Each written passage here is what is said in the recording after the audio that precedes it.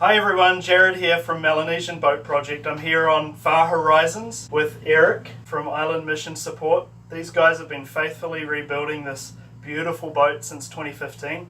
We wanted to let you know how much you've been able to help us in the last 6 months. They've been able to rebuild engine intake fans and cabinetry, and Eric's going to talk a little bit about a water tank rebuild they've done, which is a huge job. We have two 750-gallon water tanks, which it's critical to be able to carry that amount of water for the work we're going to be doing. And they were both 45 years old. They're aluminum, and somewhere along the way somebody had been using chlorine to sterilize the water, which just causes corrosion.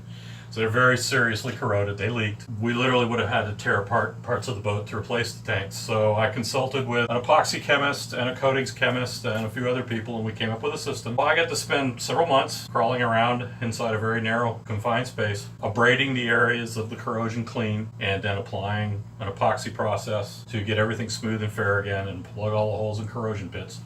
And then we've used a nice potable water rated coating. And our tank should be good for at least another 15 years now. You had to sand them back and repaint them to make them waterproof, is that Sand right? them out, use cut brushes to get down into all the corroded areas and all the pits. Cut brushes out right there. It is several weeks worth of crawling around using this and vacuuming it clean and wiping it down with solvents and pumping lots of remote air in so I didn't run out of oxygen. And then 2 coats of the epoxy potable water rated coatings. And then a week of cure, and then we had the big grand opening and it held water.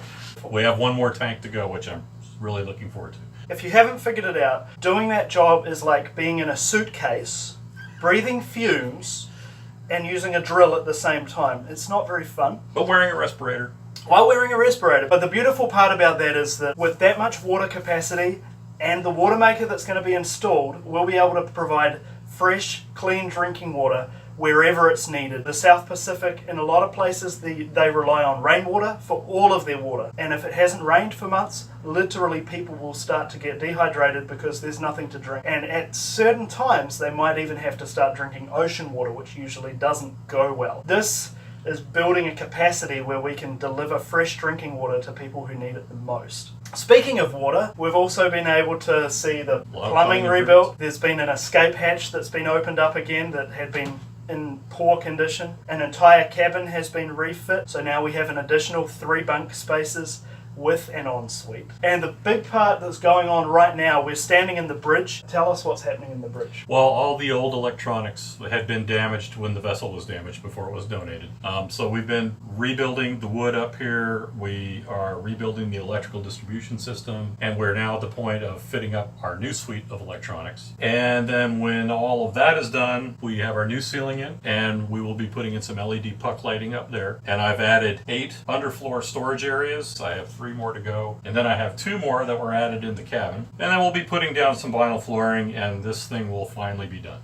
So yesterday we were at an electronics store looking at all of the equipment we need, and we're looking at a 5-figure budget to rebuild the entire electronics supply in the bridge, including sonar and chart plotting and radar and the whole lot. It's going to be a fantastic setup once it's finished. So be praying with us.